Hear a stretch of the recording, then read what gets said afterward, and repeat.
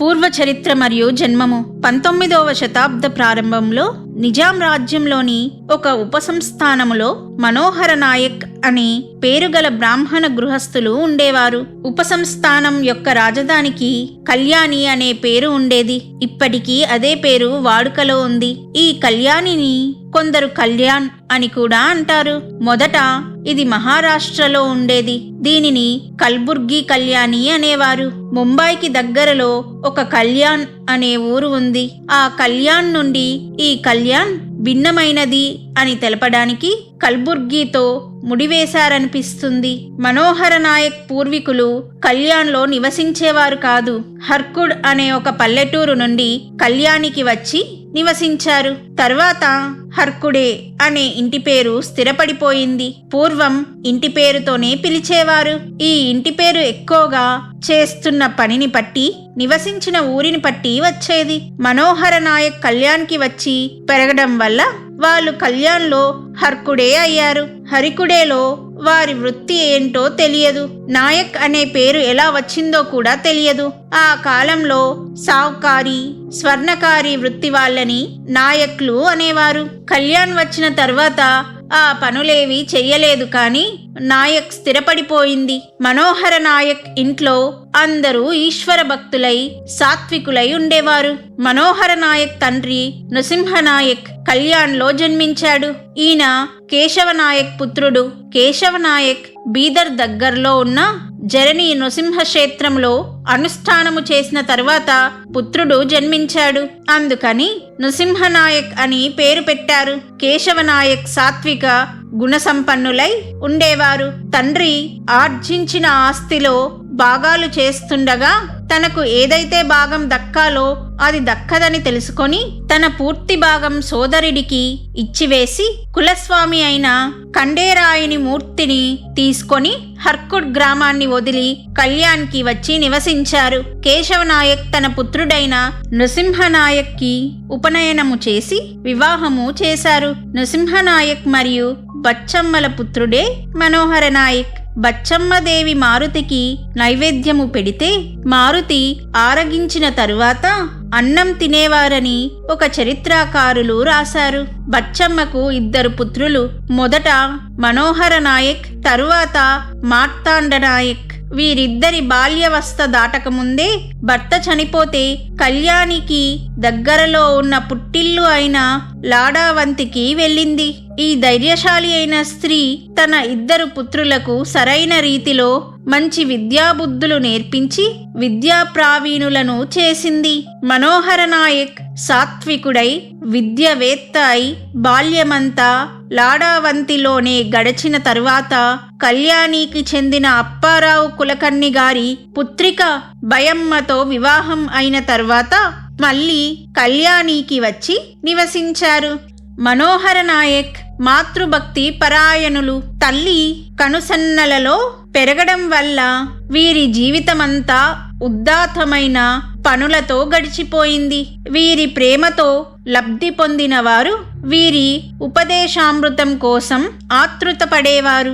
వారిలో అన్ని జాతుల వారు ఉండేవారు. వీరి తమ్ముడైన మార్తాండ నాయక్ అల్ప వయస్సులోనే మరణించారు. మనోహరుని భార్య భయాదేవి గొప్ప కుటుంబంలోనిది. సుస్వభావము కలిగి ప్రపంచాన్ని పారమార్థిక దృష్టితో చూసేది. వీరికి 1813లో ప్రథమ పుత్రుడు జన్మించాడు. హనుమంతుని ఉపాసనతో జన్మించడం వల్ల హనుమంత్ అని పేరు పెట్టారు. వీరిని హనుమంత్ దాదా, దాదా మహారాజ్ అని పిలిచేవారు. చాలా మంది చరిత్రకారులు హనుమంత్ రావుని మారుతి అవతారంగా కొలిచేవారు. ఉపనయనము అయ్యే వరకు ఆయన మూగవారిగా ఉండేవారు. తర్వాత మాట్లాడడం మొదలుపెట్టారు. ఆ కాలానుగుణంగా దివ్య వ్యవహారిక చదువు నేర్చారు. ఎప్పుడూ ఏకాంతంగా ఉండడానికి ఇష్టపడేవారు. మనోహర నాయక్ కుటుంబానికి వారు చేసిన అనుష్ఠానానికి ఫలం దొరికే సమయం ఆసన్నమైనదని అర్థమై అంతఃకరణతో ఉన్నతమైన మనోవృత్తితో పారమార్థిక సంపాదన చెయ్యాలనే తపన ఆ దంపతులకు ఉండేది. వంశం యొక్క, దేశం యొక్క ధర్మం యొక్క లోక కళ్యాణం చేసే కొడుకు కావాలని ఏ తల్లికి ఉండదు? కొంతమంది చరిత్రకారులు సర్వ సంపన్నుడైన పుత్రుడు కావాలని బయమ్మ గోమూత్రంతో రొట్టెలు చేసుకొని తినే వ్రతం చేసిందని రాశారు. ఏది ఏమైనా తమ కడుపులో ఉత్తమమైన కులదీపకులు జన్మించాలని గాఢమైన కోరిక ఉండేది. మనోహర నాయక్ రామభక్తులు. వీరు రామనవమి ఉత్సవం చేసేవారు. 1817వ సంవత్సరంలో రామనవమి ఉత్సవము పెద్ద ఎత్తున నిర్వహించారు. వీళ్ళ భాగ్యోదయానికి ఈశ్వర సంకల్పం తోడైంది. ఆ రోజు వారు కర్తవ్య పరాయణులై సంతోషంగా ఉండగా మనోహర నాయక్ బయమ్మ దంపతులకు స్వయంగా దత్తాత్రేయులు వారి ఉదరంలో జన్మిస్తామని స్వప్నంలో సాక్షాత్కరించి చెప్పారు.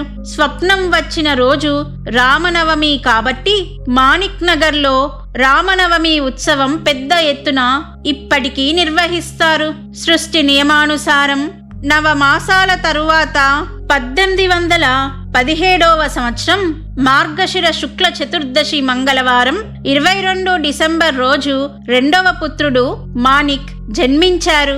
ఈ పుత్రుని జన్మతో మనోహర నాయక్ల కుల, దేశ, ధర్మ మరియు జగత్తు యొక్క ఉద్ధరణ ఎలా జరిగిందో ఈ చరిత్ర ద్వారా తెలుస్తుంది. ఈ అద్వితీయమైన శ్రేష్ఠులు బయమ్మ బయాదేవి కడుపున పుట్టడం వల్ల ఆమెను దేవీ స్వరూపంగా కొలవాలి. బచ్చమ్మ తల్లిగారి ఊరు అంటే మనోహర నాయక్ తాతగారి ఊరైన లాడావంతిలో ప్రభువు జన్మించారు. తండ్రికి పరమానందమైనది. ఈ బాలుని జాతకం స్వయంగా తనే చూసి జయప్ప అనే స్వర్ణకారుడి దగ్గర ఆ జాతకాన్ని ఉంచారు. బచ్చమ్మకు మనవడు పుట్టాడనే ఆనందం చెప్పనలవి కాలేదు. బచ్చమ్మ మనవడిని ముద్దుగా రత్న అని పిలిచేది. అలాగే తల్లి, తండ్రి కూడా పిలిచేవారు. ఆప్తులు లాడన్ షా, మదన్ షా అని పిలిచేవారు. ఆప్తులు లాడన్ షా, మదన్ షా అని పిలిచేవారు. వారి వంశంలో అద్వితీయ రత్నం ఉద్భవించిందని వీరందరి భావన.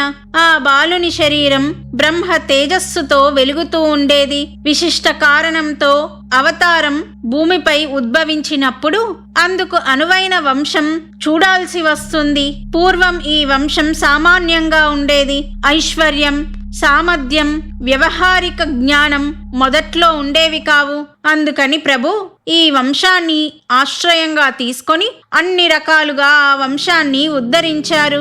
మంచి పళ్ళు తినడానికి దొరికితే ఆ వృక్షం ఎలా శ్రేష్టమైనది అంటామో ఆ విధంగా ఈ వంశం అత్యంత ఉన్నతమైనది అనాలి. ప్రభు జన్మ సమయములో 4 దిక్కులు ప్రకాశవంతమై సాక్షాత్ దత్తాత్రేయులు ప్రత్యక్షం అయ్యారని అందరూ చరిత్రకారులు వర్ణించారు.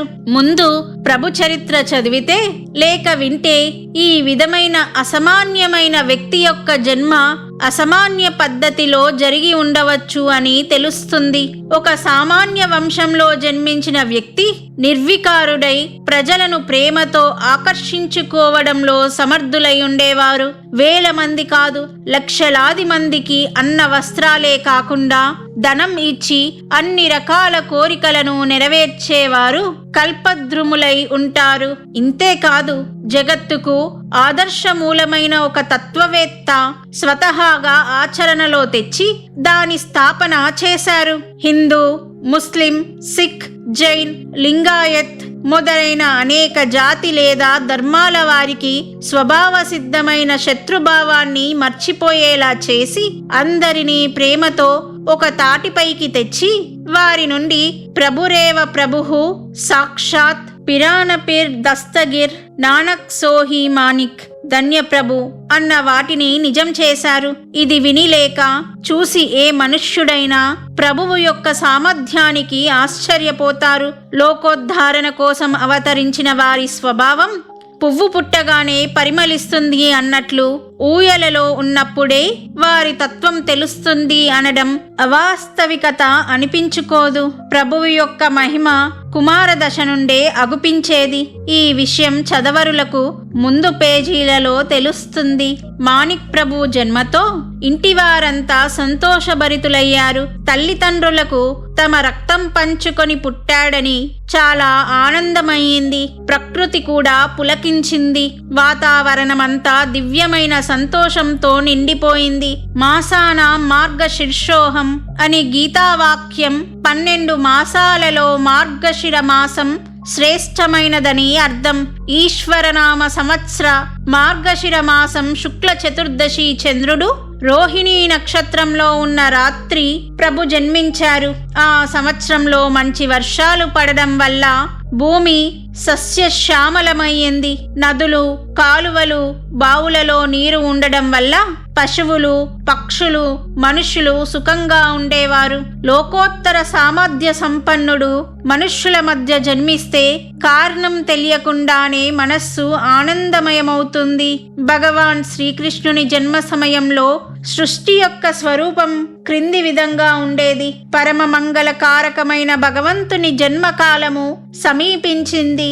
ఆ సమయములో అన్ని నక్షత్రాలు, గ్రహాలు శాంతమై చంద్రుడు రోహిణీ నక్షత్రంలో ఉచ్చ స్థితిలో ఉన్నప్పుడు ఆకాశంలో నిర్మలమైన నక్షత్రోదమయ్యింది. పృథ్వీపై గోకులంలో మంగళోత్సవం ప్రారంభమయ్యింది.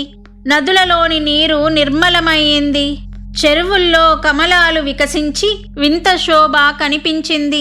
వనంలోని పుష్పాలు, పక్షులు, ప్రాణులు భ్రమరనాదం చేయసాగాయి. పవిత్రమై సుగంధము వ్యాపించి ఆ మనోహర స్పర్శతో స్వచ్ఛమైన గాలి వ్యాపించింది. బ్రాహ్మణుల అగ్ని ప్రశాంతంగా ప్రజ్వలించి జన్మమే లేని భగవాన్ జన్మించేటప్పుడు స్వర్గంలో దుందుబి మోగసాగింది. ఈ వర్ణన ప్రభు జన్మ సమయానికి కూడా వర్తిస్తుంది. చాలా వరకు అందరూ చరిత్రకారులు ఈ విధంగానే వర్ణించారు.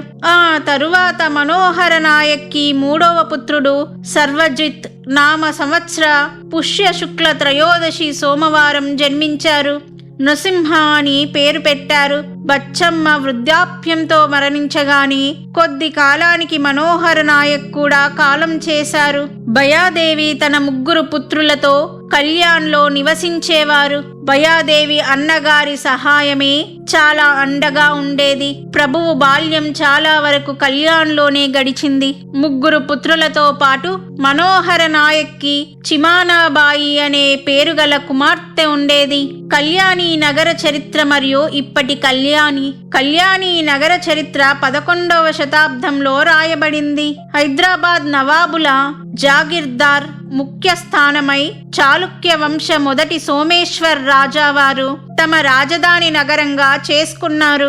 11వ శతాబ్దం చివరలో ఈ రాజావారు రాజ్యపాలన చేసి సుమారు 100 సంవత్సరాలు పరిపాలించారు.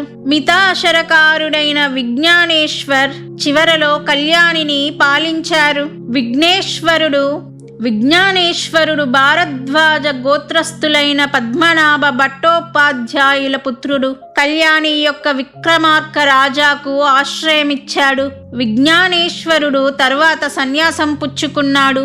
యాజ్ఞవల్క్యస్మ వృత్తిపై మితాక్షరి అనే గ్రంథం సర్వప్రసిద్ధమైనది. ప్రసిద్ధ కాశ్మీరీ కవి బిల్వనుడు విక్రమార్క దేవ చరిత్ర సంస్కృత కావ్యంలో కళ్యాణి నగరాన్ని సుందరంగా వర్ణించారు. లింగాయత్ ధర్మస్థాపకుడైన బసవేశ్వరుడు ఈ ప్రదేశంలోనే జన్మించారు.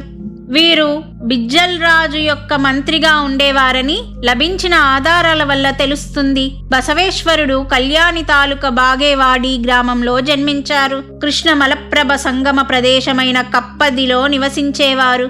ఆయన ఆరాధ్య జాతి బ్రాహ్మణులు. ఇతడి మొదటి భార్య తండ్రి బిజ్జిల్ రాజు దగ్గర మంత్రిగా ఉండేవారు. మామ మరణానంతరం మంత్రి పదవి ఆయనకు లభించింది. తన అక్క కొడుకు చెన్న బసవ మద్దతుతో ఒక స్వతంత్ర మతాన్ని స్థాపించి జంగమ పురోహితుల వర్గాన్ని తయారు చేశారు. జంగముల జీతము రాజు యొక్క ఖజానాలోంచి ఇచ్చాడని ఉద్యోగం పోగొట్టుకొని లింగాయత్ ధర్మ సహాయంతో రాజును పరాభవించాడు. రాజు మరణించాడని రాజకుమారుడు తన తండ్రిని చంపిన వారిపై పగ తీర్చుకోవడానికి బసవేశ్వరుడిని వెంబడించాడు. అప్పుడు ఆయన సంగమేశ్వర్కి చేరుకొని శివలింగంలో లీనమై మాయమయ్యాడని లింగాయత్ మతస్థుల నమ్మకం. ఆయన తరువాత చెన్న బసవ లింగాయత్ ధర్మాన్ని ఉద్ధరించారు. బసవేశ్వర్ చెల్లెలు పద్మావతి బిజ్జల్ రాజా యొక్క రాణి అల్లం ప్రభులింగ బసవకు సహాయంగా ఉండగా ఆయనను గణపతి అవతారంగా వర్ణిస్తారు. నిజాం రాజ్యంలో కళ్యాణి ముస్లిం జాగీర్దారుల సంస్థానంగా ఉండేది. జాగీర్దార్లను నవాబులు అనేవారు.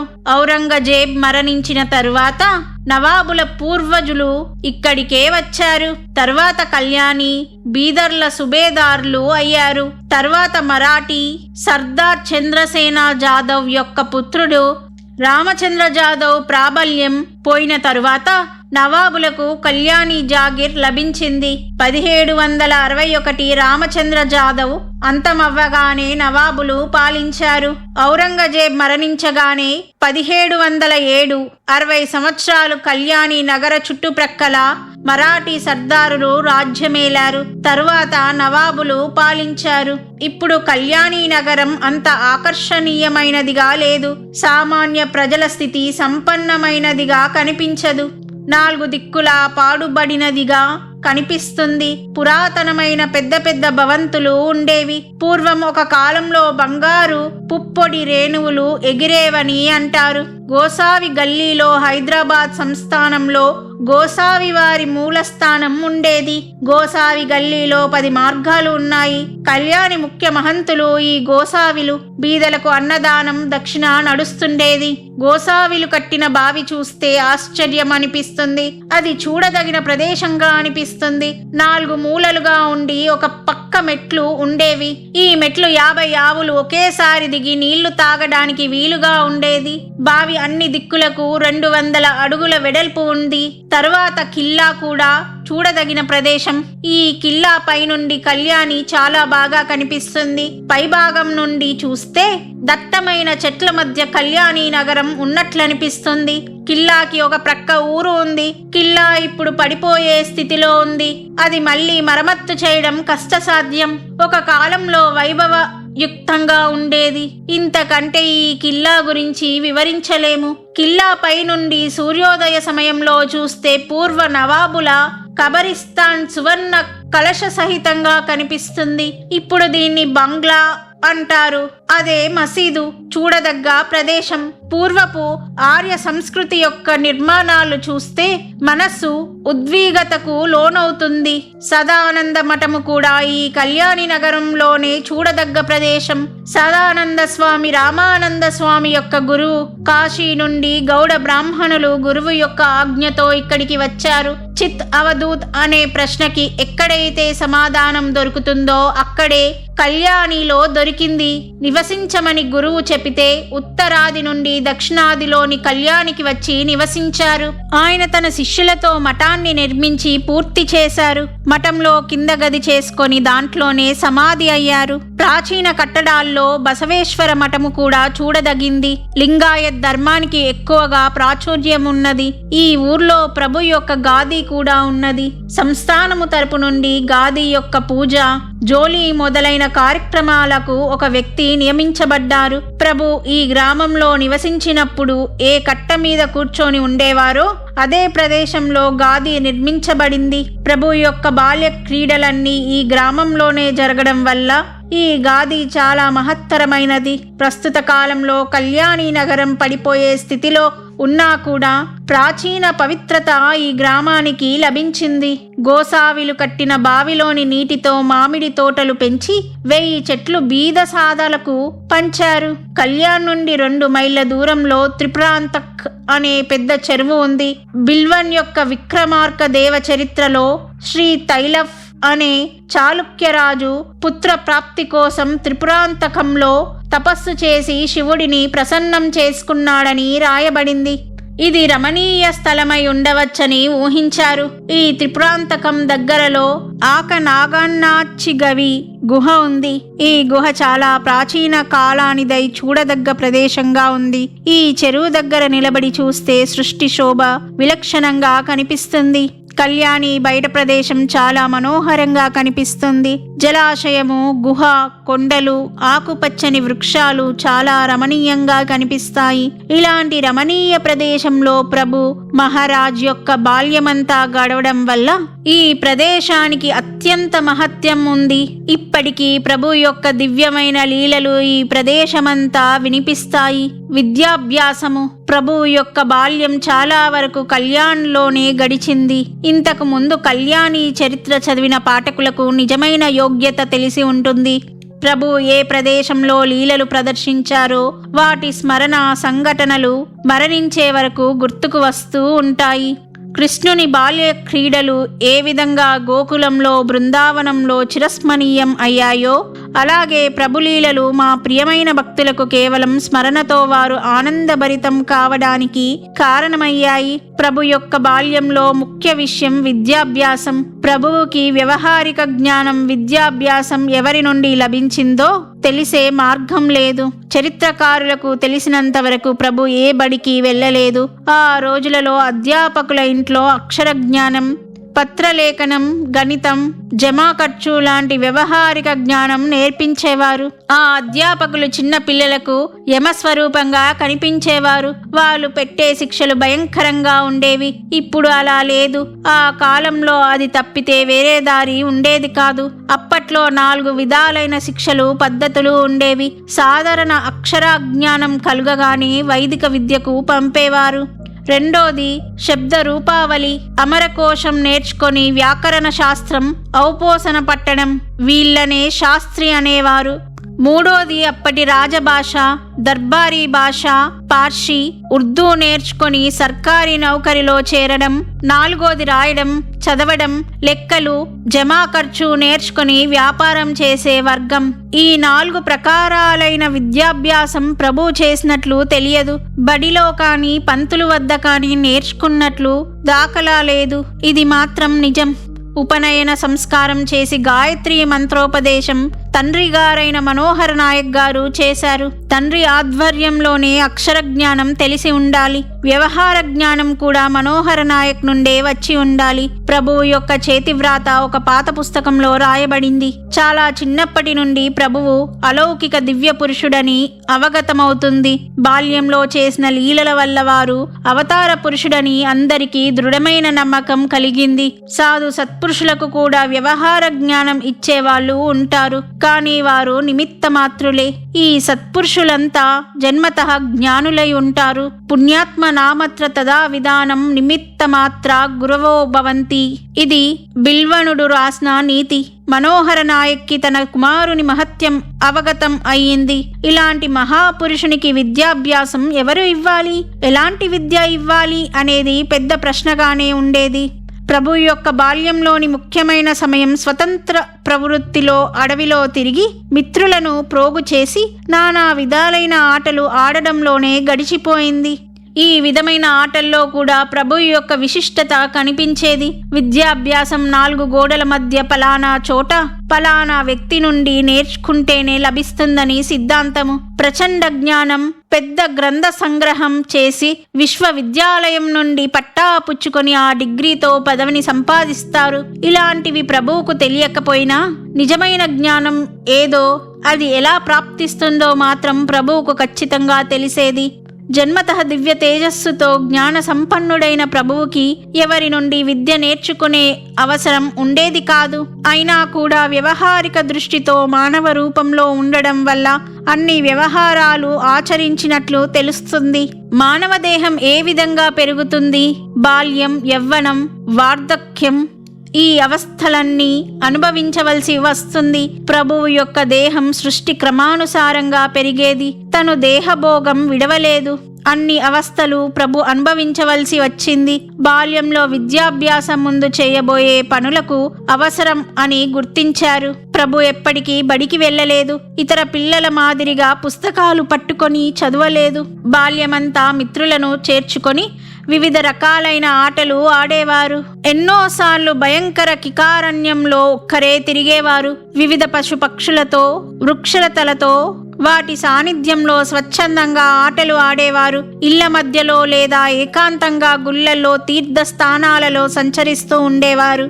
వ్యవహారిక శిక్షణ ఇప్పించి ఆ శిక్షణతో ఇంటిని చూసుకోవాలని ఆప్తులకు సహజంగా ఆపేక్ష ఉండేది. ముఖ్యంగా ప్రభువు మామ ఈ విషయంలో నిక్కచ్చిగా ఉండేవారు. బలవంతరావు అప్పారావు మామ నవాబుల ఆస్థానంలో పెద్ద అధికారిగా ఉండేవారు. వారి దగ్గర సిపాయిలు, జవానులు ఉండేవారు. ప్రభువును బడికి పంపించే ప్రయత్నం విఫలమైనందున ప్రభువుతో సిపాయిలను కూడా బడికి పంపేవారు. వాళ్ళని తప్పించుకొని ప్రభువు సహజ లీలలతో మాయమయ్యేవారు. బడికి పోకుండా ఎక్కడికి వెళ్తాడో చూద్దామని మామ ప్రభువుని రహస్యంగా వెంబడించారు. అక్కడ ఒక భయంకరమైన పులి ముందు నిలబడి ఉండడం చూసి వెనక్కి తిరిగారు. బడికి పంపాలని చేసిన ప్రయత్నాలన్నీ విఫలమయ్యేసరికి చివరికి ఆ ప్రయత్నాన్ని విరమించుకున్నారు. ప్రభు యొక్క ఈ స్వతంత్ర ప్రవృత్తి చాలా మందికి పిల్లవాడు పిచ్చివాడుగా ఉండొచ్చని పిచ్చి సోదరుడు అని పిలిచేవారు. అయితే అలా పిచ్చివాడిగా కనిపించే పిల్లవాడు మహాజ్ఞాని అని వారి గురించి తెలిసిన వారికి దృఢమైన నమ్మకం ప్రభువుకు వాక్సిద్ధి ఉందని చాలా మందికి తెలిసింది. చాలా చిన్న వయస్సులోనే అమృతమైన వాక్కుతో లోక కళ్యాణం జరగడం అన్ని ఊర్లోకి పాకిపోయింది. జనమంతా తమ పనులు ఎలా అవుతాయి, ఎప్పుడు అవుతాయి, ఇలాంటి ప్రశ్నలతో ప్రభువు వద్దకు వచ్చేవారు. వేడాబావు వాక్కు నిజం అవుతుందని జనాల్లో నమ్మకం పెరిగిపోయింది. అందువల్ల వారి మీద ఒక రకమైన ఆదరణ పెరిగింది. ఈ వేడాబావు యొక్క రూపము మంచి దర్పంతో ఉండేది. అప్పుడప్పుడు శరీరానికి బూడిద పూసుకొని దిగంబరంగా కనిపిస్తూ ఉండేవారు. కొన్ని సమయాలలో ప్రతిష్ట గల మనుష్యుల వలె పెద్ద చర్చా గోష్ఠుల్లో మాట్లాడుతూ ఉండేవారు. చాలాసార్లు పిల్లలతో కలిసి ఆటలు ఆడేటప్పుడు ఏ ఆటైనా సరే ఆ ఆటలో నిమగ్నమయ్యేవారు. ప్రభు భాషలో, వ్యవహారంలో ఒక రకమైన ఆకర్షణ ఉండేది. చక్కెరకు ఎలా చీమలు పడతాయో అలా పిల్లలు ఎప్పుడూ ప్రభువు చుట్టూ చేరేవారు. ప్రభువుతో ఏ ప్రదేశంలో అయినా, ఏ కాలంలో అయినా పిల్లలు ఆనందంగా ఉండేవారు. వారు ప్రభు సహవాసంలో నిర్భయంగా ఉండేవారు. ప్రభువుతో ఆటలాడిన వారు ప్రభువు యొక్క బాల్య క్రీడలను వర్ణిస్తూ ఉద్విగ్నతకు లోనై, హాయ్ రే ప్రభు, ఆ సమయంలోనే మాకు ముక్తిని ప్రసాదించలేదు. మేము నీ నిజరూపాన్ని గుర్తించలేక మీతో కుస్తీ పట్టాము, చెట్లు ఎక్కాము, అనేక విధాల ఆటలు ఆడాము అంటూ ప్రేమోద్వేగానికి లోనై ఆశ్రుధారలు జలజల కారుతుండగా అంతఃకరణ ప్రేమతో నిండిపోయి తమ మాట నిలిచిపోయింది అంటూ ప్రభువుతో తమ అనుబంధాన్ని వివరిస్తూ ప్రభు నామస్మరణ చేసేవారని, వారిని ప్రత్యక్షంగా కలుసుకున్న ప్రభువు యొక్క మరాఠీ చరిత్ర రచయిత శ్రీ గణేష్ రఘునాథ్ కులకర్ణి గారు వర్ణించారు. ప్రభువు బాలలీలలు యథాతథంగా వర్ణించడం మానవ మాతృల శక్తికి మించిన పని. అబాల గోపాలాన్ని తన ప్రేమతో ఆకర్షించే వేడాబావు ఎప్పుడూ బడికి వెళ్ళలేదు, కానీ బడి తనను వెంబడించింది అనడంలో ఎలాంటి సందేహం లేదు. 4 గోడల మధ్య ఉన్న ప్రదేశాన్ని బడి అని అంటున్నాం, కానీ జ్ఞాన సంపాదన చేసుకునే ప్రదేశం విశ్వమంతటా ఉంది. విశ్వవిద్యాలయం ఒక నిర్దిష్టమైన ప్రదేశంలో ఉండదు. విశ్వమే వారికి విద్యాలయము, వారికే జ్ఞాన మార్గము సులభం అవుతుంది. ఈ విషయం ప్రభు చరిత్ర ద్వారా మనకు తెలియచేశారు. ఉత్తమమైన అధికారి విద్యార్థుల వెనుక ఉండి విశ్వంలోని ప్రతి వస్తువు గురించి ఎలా జ్ఞాన సంగ్రహాన్ని ఇస్తూ ఉంటారో ఆ విషయం ప్రభు చరిత్ర ద్వారా మనకు తెలుస్తుంది. ప్రకృతియే సరైన జ్ఞానం యొక్క తలుపు తెరిచి అందరినీ ఆహ్వానిస్తూ ఆ పనిలోనే నిమగ్నమై ఉంటుంది. నిర్జీవ పదార్థం నుంచే జ్ఞాన ప్రాప్తి అవుతుంది. మానవ జీవితం ఎలాంటిది, తన కర్తవ్యం ఏమిటి, జ్ఞానం ఎవరి మనసులో ఉంటుందో వారికి విశ్వం జ్ఞానమయంగా కనిపిస్తుంది. జ్ఞాన లాలస ఎంత తీవ్రంగా ఉంటుందో అంతే ప్రమాణంలో జ్ఞాన ప్రాప్తి అవుతుంది. దానికోసం నిజమైన జిజ్ఞాస కావాలి. జిజ్ఞాసలో సాధన ఉత్పన్నం అవుతుంది. మానవ కర్తవ్యము జ్ఞానంతో పరిసమాప్తి అవుతుంది. ఇది సర్వసామాన్యమైన సిద్ధాంతం. ఈ జ్ఞానం యోగ్యమైన అధికారి అయిన గురువు వద్ద నుండి నమ్రతతో సేవ చేసి జ్ఞాన సంపాదన చేయడం జగత్తులో పరిపాటి. ఈ గురు సాంప్రదాయ పరంపర నడుస్తూ ఉంటుంది. ఈ రాజమార్గాన్ని ప్రభువు ఎందుకు అవలంబించలేదు అనేది ఒక పెద్ద ప్రశ్న. వ్యవహారంలో ఉన్న మార్గాన్ని అనుసరించకుండానే ప్రభువు అత్యంత జ్ఞాన సంపన్నులై ఉండేవారు. దీంట్లో మర్మమేమిటి? హిందీ, మరాఠీ, కన్నడ, తెలుగు, ఉర్దూ, పార్సీ, అరబీ, ప్రజాభాష ఇలాంటి అన్ని భాషలలో ప్రభువుకి మంచి ప్రవేశం ఉండేది. ఈ భాషలు ప్రభువు సరళంగా మాట్లాడేవారు. ఆయా భాషలలో ప్రభువు రాసిన పదాలు మనస్సుకు హత్తుకునేవిగా ఉండేవి. వ్యవహారిక విషయంలో సర్వతోముఖాభివృద్ధి కనబరిచేవారు. వైరాగ్య విషయంలో ప్రభువుతో సమానంగా ఎవ్వరూ నిలిచేవారు కాదు. ఆధ్యాత్మిక జ్ఞాన సంపన్నత ప్రభువులో మూర్తివంతమై ఉండేది. ఇలాంటి విలక్షణమైన మహాత్ముడు ఏ విధమైన బడికి వెళ్ళలేదు. ఏ గురువు వద్ద కూడా విద్యను అభ్యసించలేదు. ఇది ఆశ్చర్యం కాకపోతే మరేంటి? విశ్వం యొక్క గురుస్థానం ప్రభువుకి లభించింది. దీని గుర్తులు బాలలీలలోనే చేసిన పనుల ద్వారా తెలుసుకోవచ్చు. నిర్మలమైన వృక్షాలు, లతలతో అనంత పశుపాక్ష్యాదుల అంతఃకరణతో సహచర్యం చేయడం ప్రభువు యొక్క సహజ లక్షణమై ఉండేది. పూర్వ ఇతిహాస పురాణాలలో ఇలాంటి ఉదాహరణలు కనిపిస్తాయి. అటువంటిదే శ్రీమద్ భాగవతంలోని 11వ స్కందములో యదురాజు మరియు అవధూతల మధ్య సంవాదములో సృష్టి యొక్క పదార్థాల నుండి జ్ఞాన సముపార్జన చేయడం అవధూతల వృత్తి అని వర్ణించబడింది. ప్రాచీన కాలంలో అసంఖ్యక సంత్లు మహాత్ములయ్యారు. వాళ్ళకంటే ప్రభువు భిన్నమైన వారు. చాలా చిన్నతనంలోనే జ్ఞాన యోగ సామర్థ్యము ప్రభువుకు అబ్బింది. ప్రభువు పుట్టుకతోనే జ్ఞానులు మరియు మూర్తివంతమైన ఆదర్శ పురుషులు. ఆయనను దత్తాత్రేయుని అవతారమని ప్రజలు నమ్ముతారు.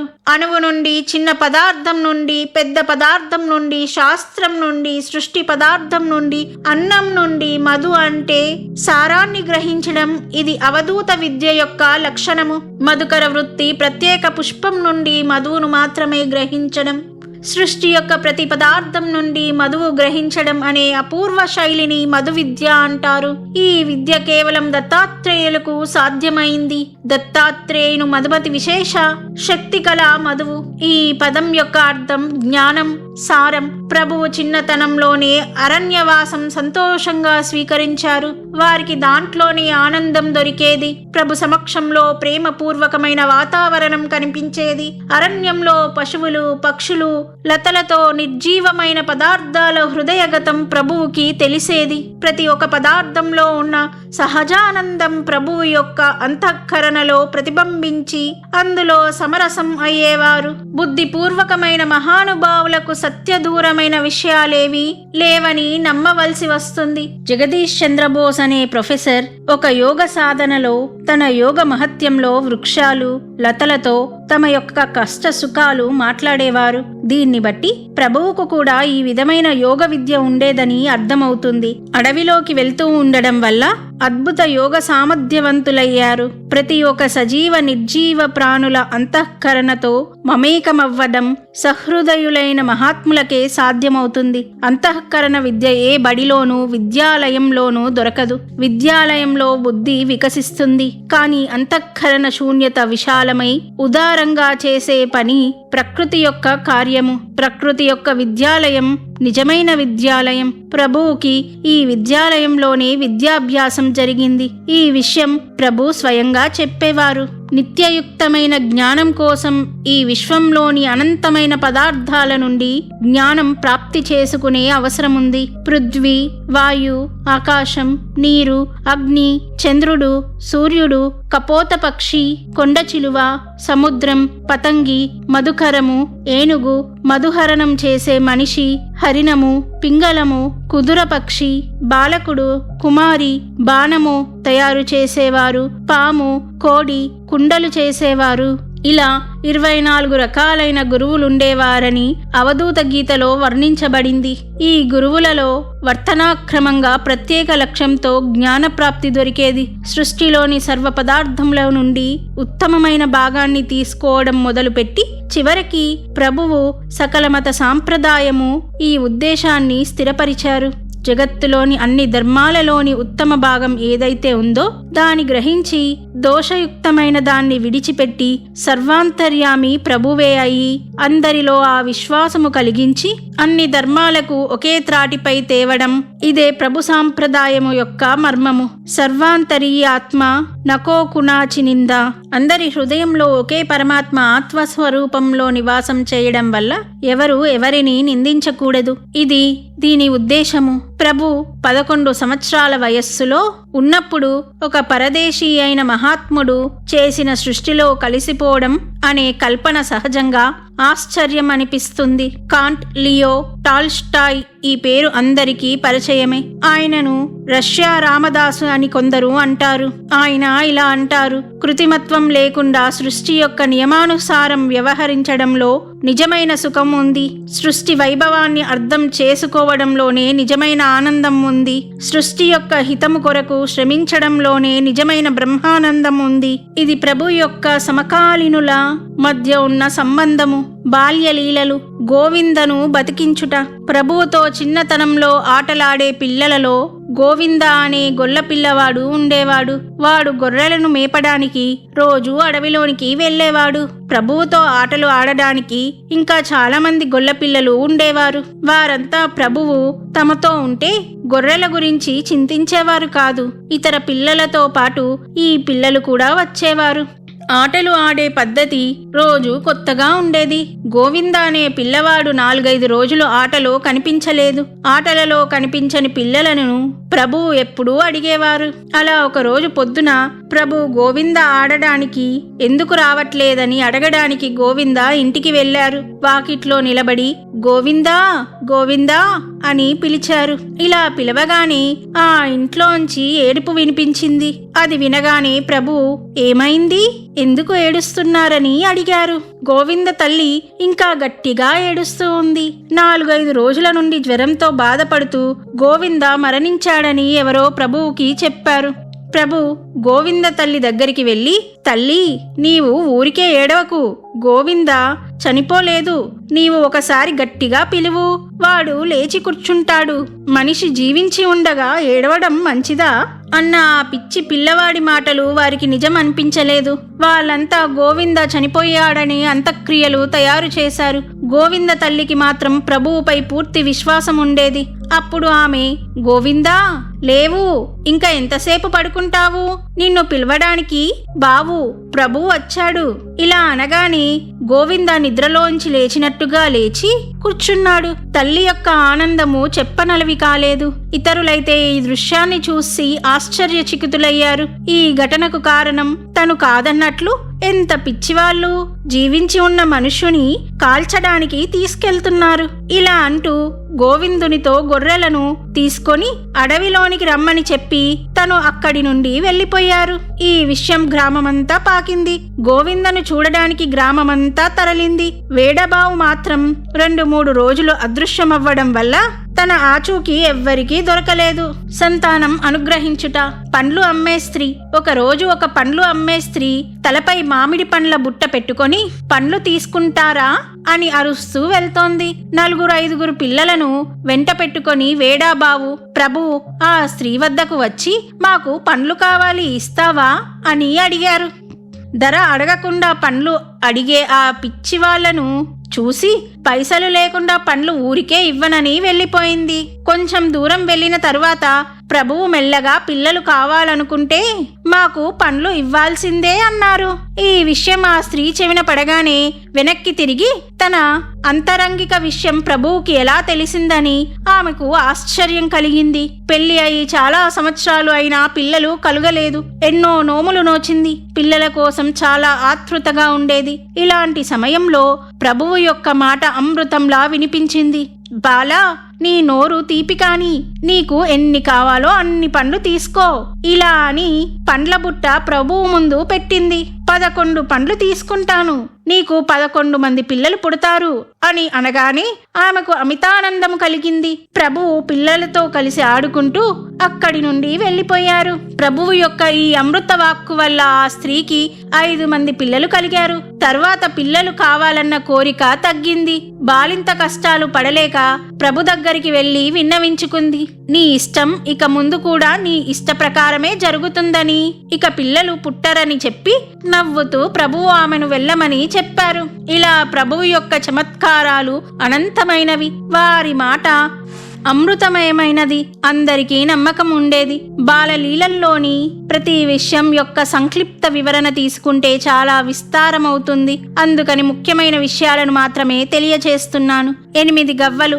అప్పారావు గారు హైదరాబాద్ నగరంలో నిజాం ప్రభుత్వ సైన్యమునకు చెందిన అరబ్బుల కంపెనీలో జమాదారుగా ఉండేవారు. ఆయన బ్రాహ్మణ జాతీయుడు. మనస్సు మంచిది. వారి భార్య పేరు భీమాబాయి.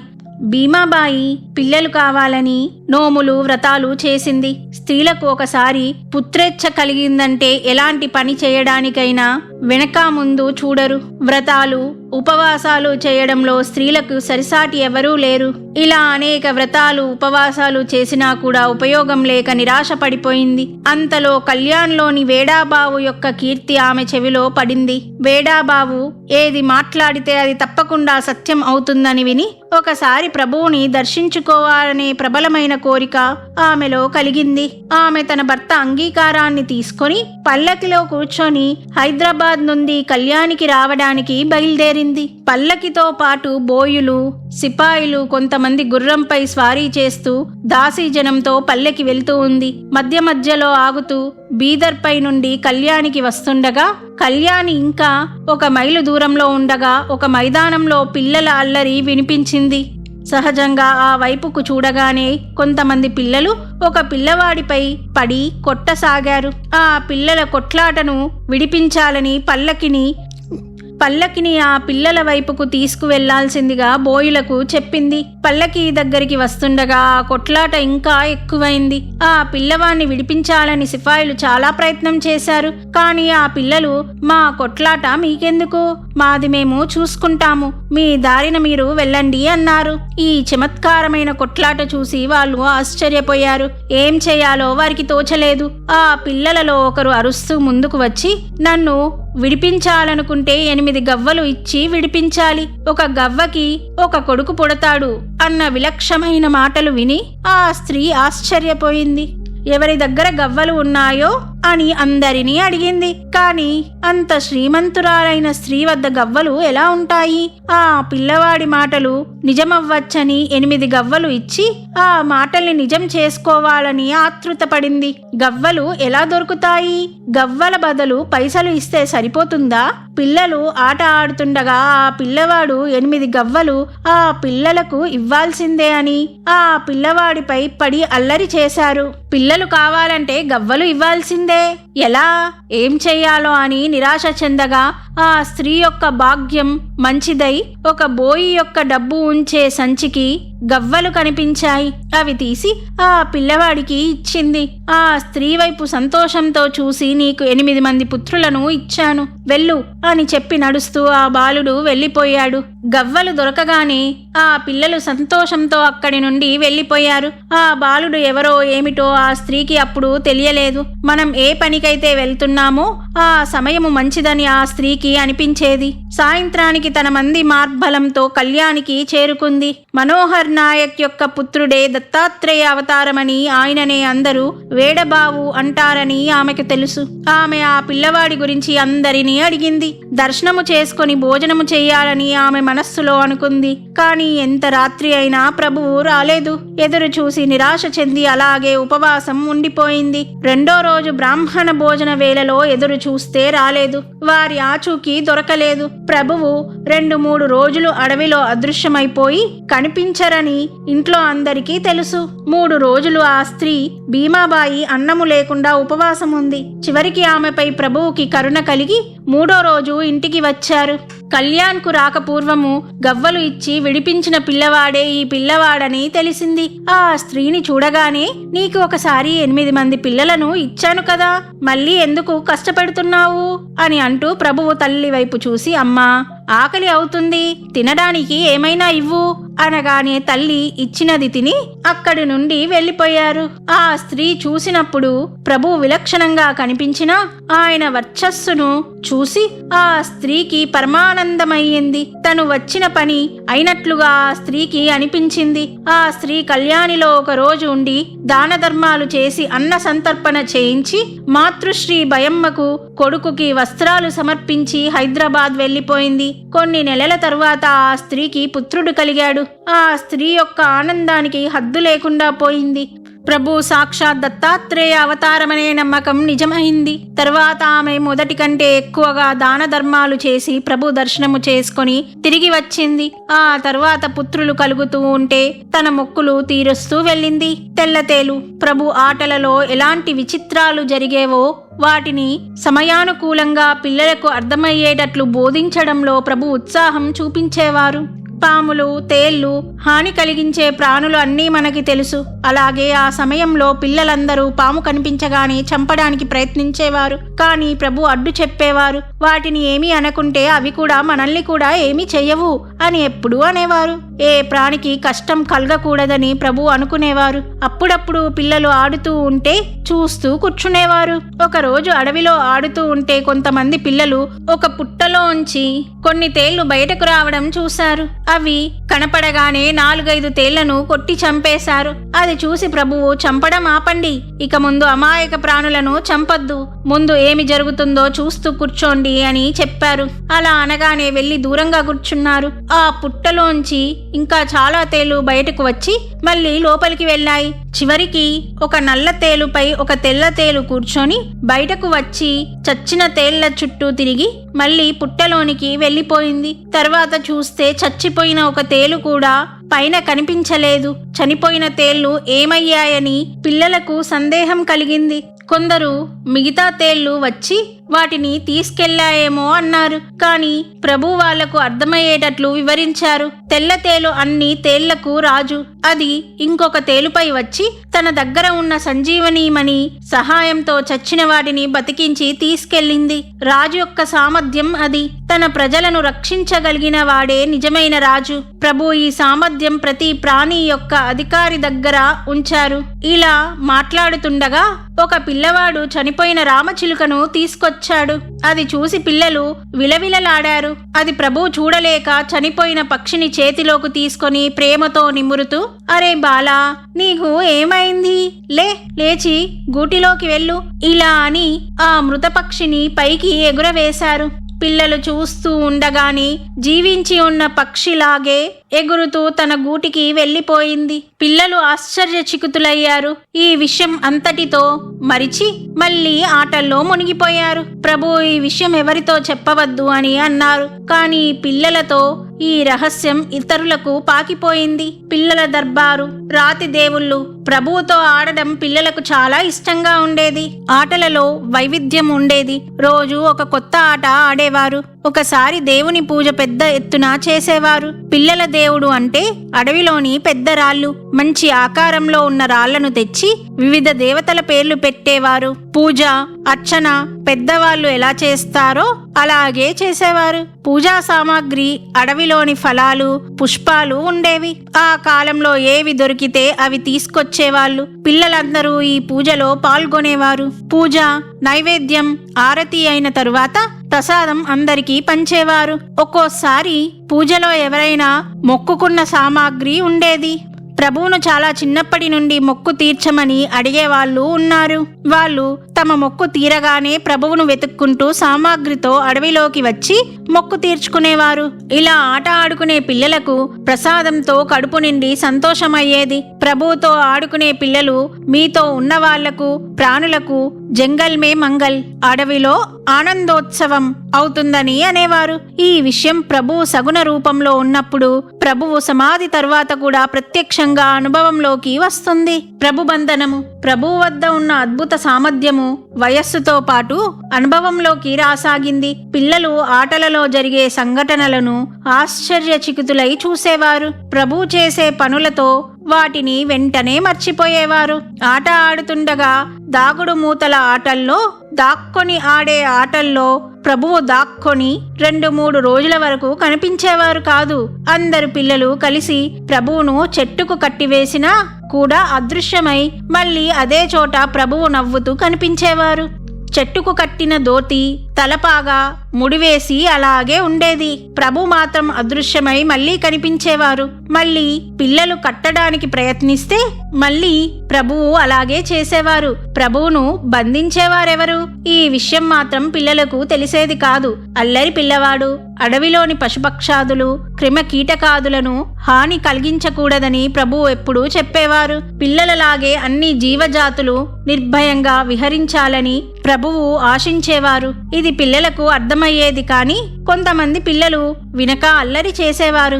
వాళ్లకు జంతువులకు కష్టం కలిగించకూడదని అర్థమయ్యేటట్లు చెప్పే ఉపాయం ప్రభువు ఆలోచించేవారు. ఒకసారి గర్భంతో ఉన్న గేదెపై కూర్చొని మేపడానికి తీసుకువెళ్లే అల్లరి పిల్లవాణ్ణి శిక్షించిన విధం తమాషాగా ఉంటుంది.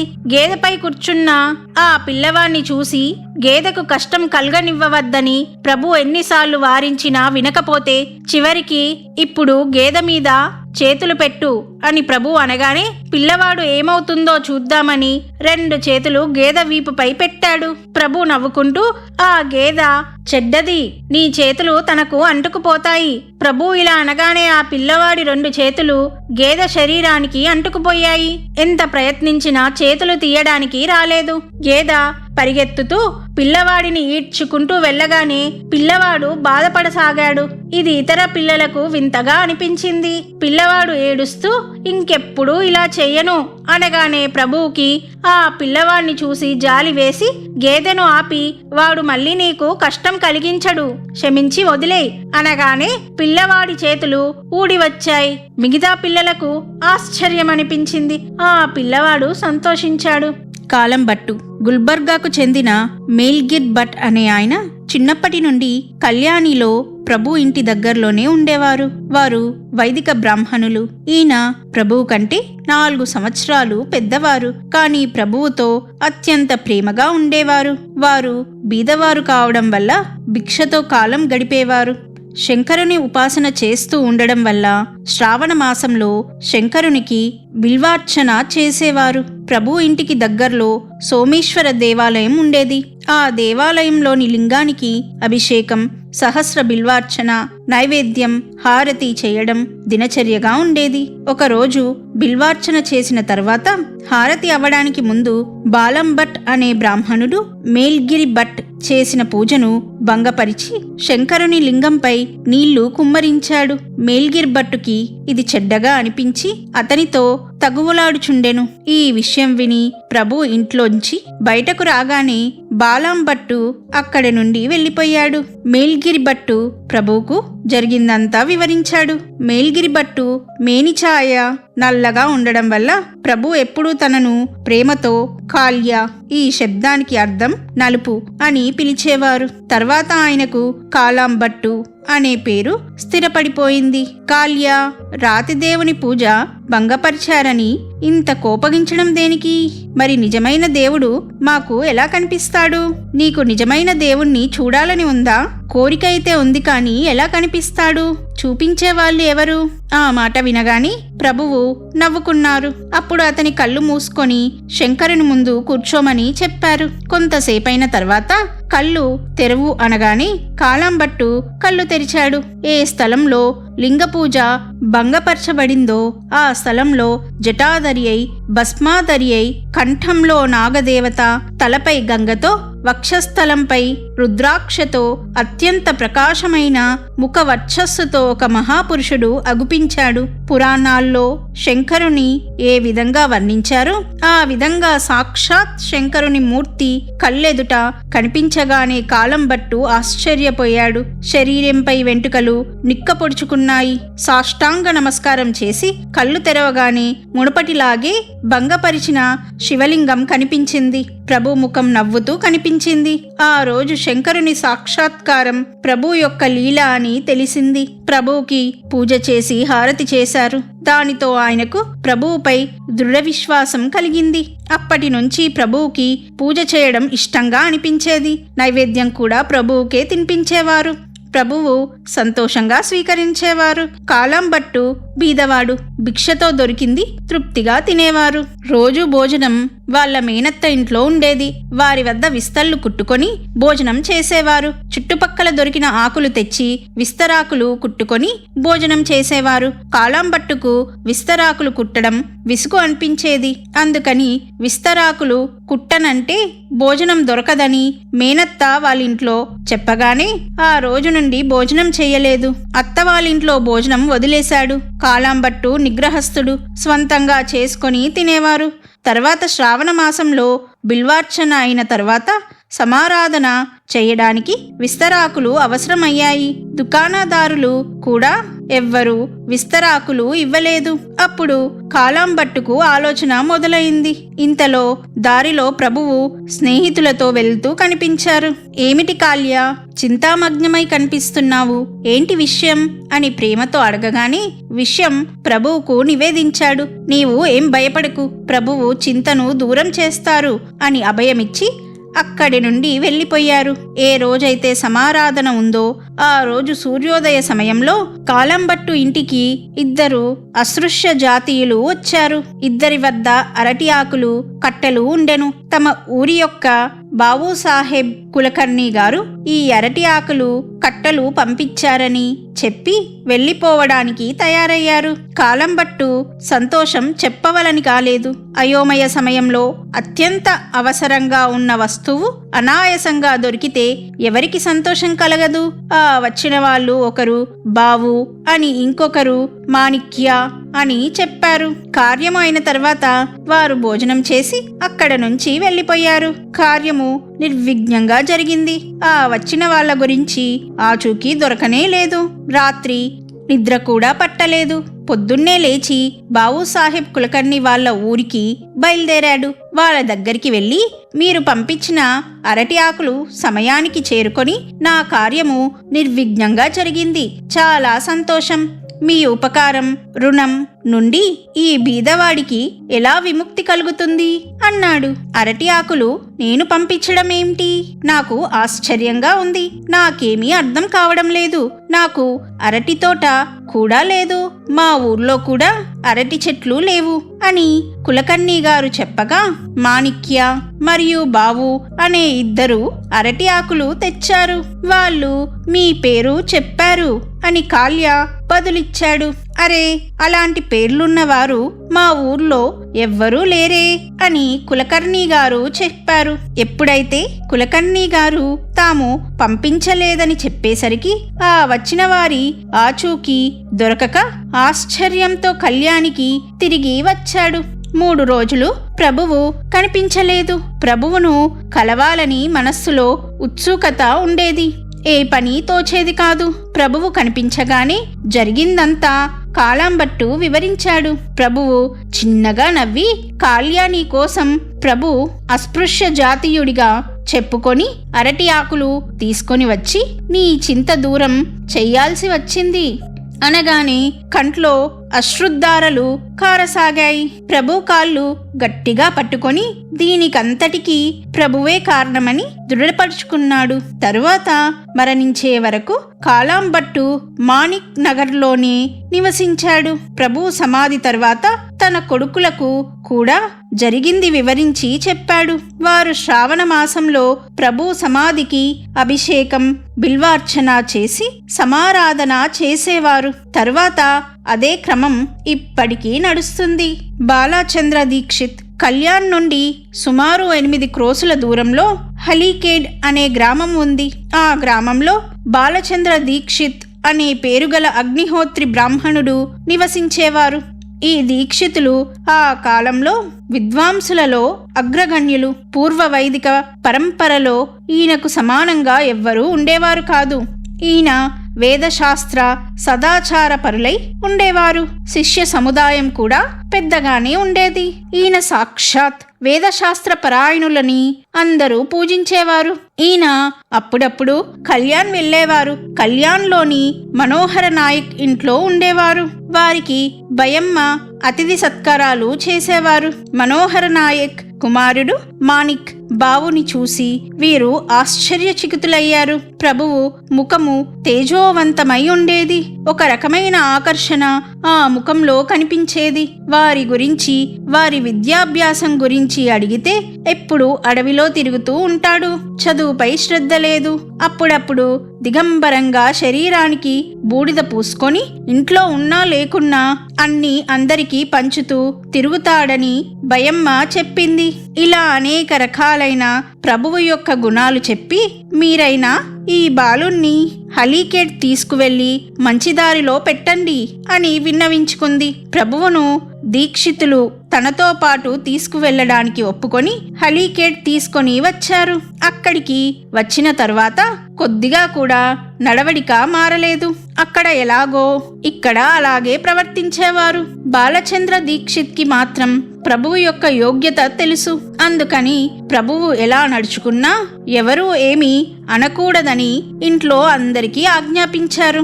అక్కడ ప్రభువు ఇష్టానుసారంగా అడవులలో తిరిగి మధ్యాహ్న వేళల్లో ఇంటికి వస్తే స్వయంగా దీక్షితులు మడిలో ఉన్నా కూడా ముట్టుకొని స్నానం చేయించి స్వయంగా తినిపించేవారు. అనేక రకాలుగా ప్రభువు దీక్షితుల ఇంట్లో వారి సహనానికి పరీక్ష పెట్టారు. చివరికి హోమ అగ్నికుండంలో మల విసర్జన కూడా చేశారు. అది చూసి దీక్షితుల భార్య సహించలేక దీక్షితులకు ఫిర్యాదు చేస్తే అది విని, అలా కానే కాదు, నిజంగా మల విసర్జన చేస్తే అది తీసి చూపించు అనగానే ఆ స్త్రీ అగ్నికుండంలో చెయ్యి వేసి చూస్తే ఒక బంగారు బంతి ఆమె చేతికి తగిలింది. దీక్షిత్ వైపు ప్రభువు చూస్తూ, మీరు మీ అపూర్వ ప్రేమతో నన్ను కట్టిపడేశారు.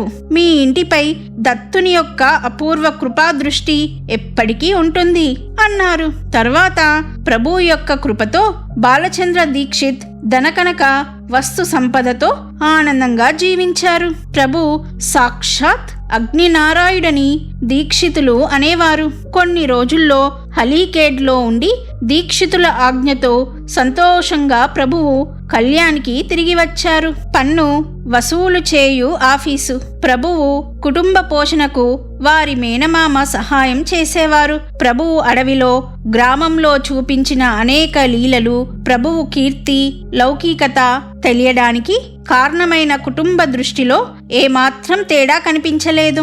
ఏది వచ్చినా వెంటనే అది బయటకు వెళ్ళిపోయేది. ఇలా ప్రతినిత్యం జరిగేది. ఎవరైనా మంచి బట్టలు ఇస్తే ఒక్కరోజే ప్రభువు శరీరంపై కనిపించేవి.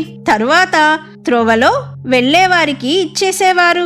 హనుమంతరావు మామ యొక్క ఇష్టానుసారంగా నడుచుకునేవారు. కాని సంపాదన అంతంత మాత్రంగా ఉండేది. ఈ స్థితి మామకు నచ్చేది కాదు. మామ ప్రభువుకు ఏదైనా ఉద్యోగం ఇప్పించాలనుకున్నారు. పన్ను వసూలు చేసే ఆఫీసులో ఉద్యోగం మామ చేతిలో ఉండడం వల్ల అది ప్రభువుకు ఇప్పించారు. పైసలు వసూలు చేసి ఆ ప్రకారం జమ చేసినట్లుగా రసీదు రాయాల్సి ఉండేది. తర్వాత ప్రభువు పైసలు సర్కారులో జమ చేయడానికి బదులుగా బీదసాదలకు పంచిపెడుతుండేవారు.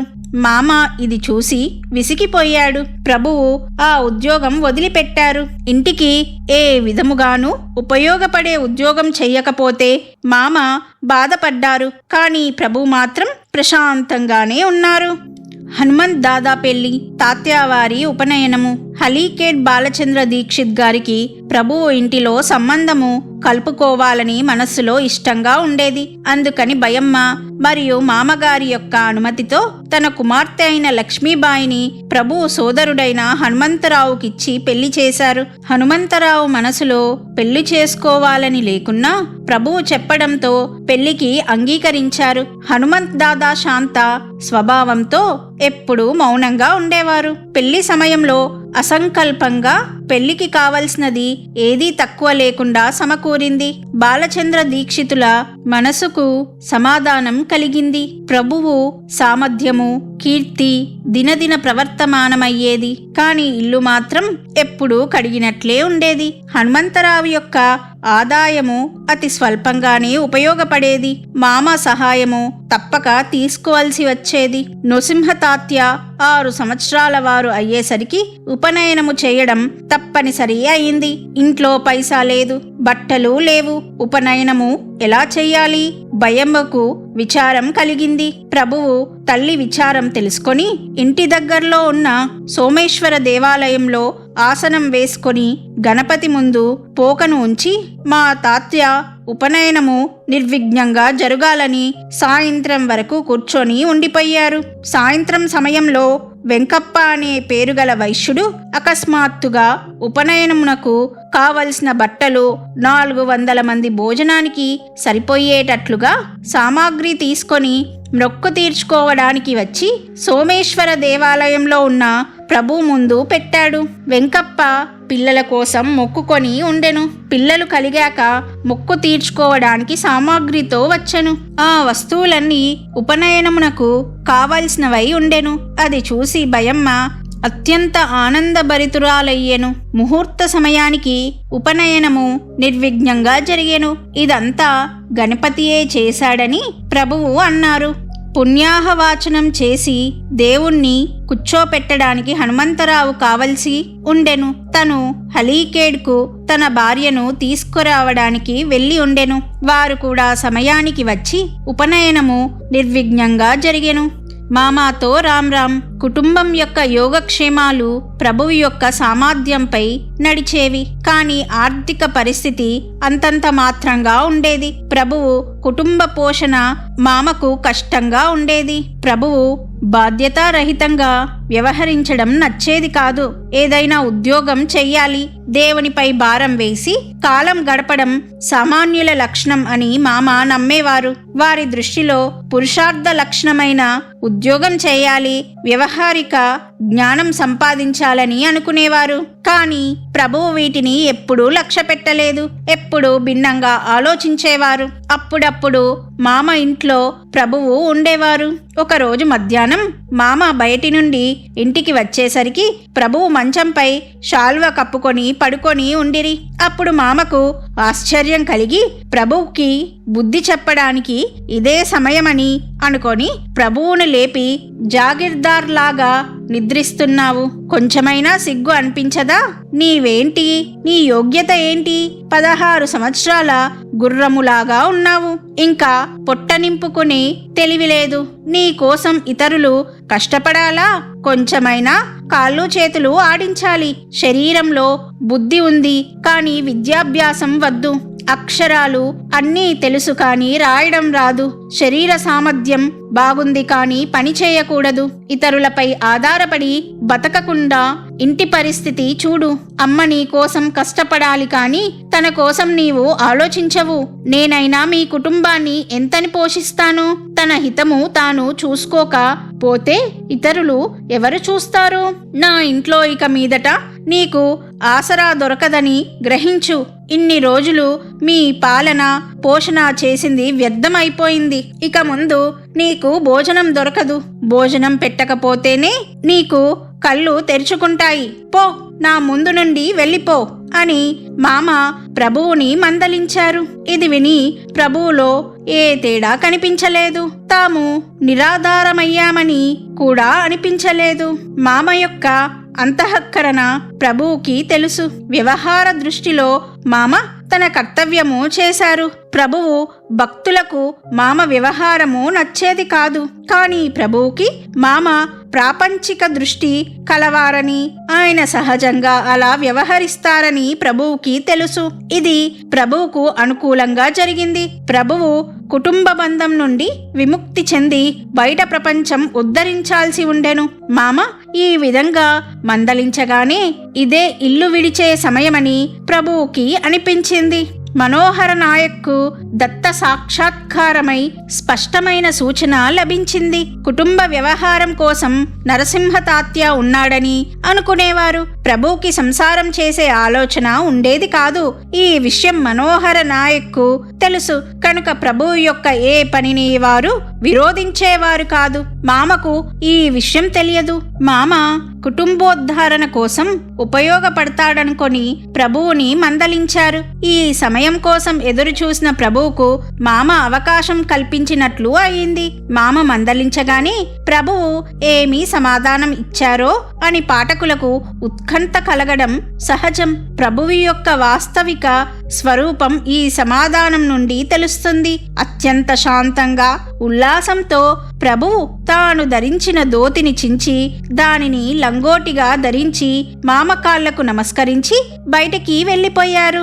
వెళ్తూ వెళ్తూ ప్రభువు యొక్క నోటి నుండి గంగాజల నిర్మల ప్రవాహం ఏ విధంగా ఉంటుందో ఆ విధంగా ఈ కింది వాక్ ప్రవాహం సహజంగా వెలువడింది. ప్రభువిన కోన కునాచావాలి కార్తాహార్తతో కరవీతామీ మిథ్యా జనబోలి కోన కునాచా చాకర్ మాలక్ వ్యర్థచి భాషనా కాలి మాణికం వాణే మాతేచ్య ఉదరి నవమాస రక్షణ కేలి. ఏ ప్రభువైతే తల్లి గర్భంలో 9 నెలలు రక్షించినాడో ఆ ప్రభువే నాకు జన్మనిచ్చారు. ఆ ప్రభువే నాకు పోషించుకుని సామర్థ్యం ఇస్తారు. తనే నాకు సర్వస్వం అంటూ మామా మీరు కారణం లేకుండా మనస్సుకు కష్టం కలిగించుకోకండి. మీ ఆశీర్వాదం నాకు ఎప్పుడూ ఉండనివ్వండి. నేను వెళ్తున్నాను. పై విధంగా మామ యొక్క మందలింపు తనకు అనుకూలంగా చేసుకొని ప్రభువు బయటపడ్డారు. ప్రభు చిన్నప్పటి నుండి ప్రభు అంటే దత్త ప్రభువు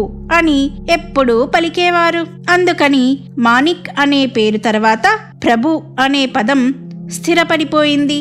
ఇప్పటి వరకు ప్రభువుకి కళ్యాణ్తో సంబంధం ఉండేది. తరువాత ప్రభువు కళ్యాణి విడిచారు. కానీ జగత్తు యొక్క కళ్యాణం ప్రభువు చేతిలోకి వచ్చింది. కానీ ప్రభువు ప్రముఖ శిష్యులు కళ్యాణి గ్రామంలోనే ఉన్నారు. ప్రభువు వెళ్లడం వల్ల ఆబాల గోపాలానికి చాలా బాధ కలిగింది. ఈ చరిత్రలో కళ్యాణికి చెందిన శిష్యుల వివరణ ముందు ఇవ్వడం జరిగింది. శ్రీ దత్తాత్రేయార్పణమస్తు. శ్రీ గురు మాణికార్పణమస్తు.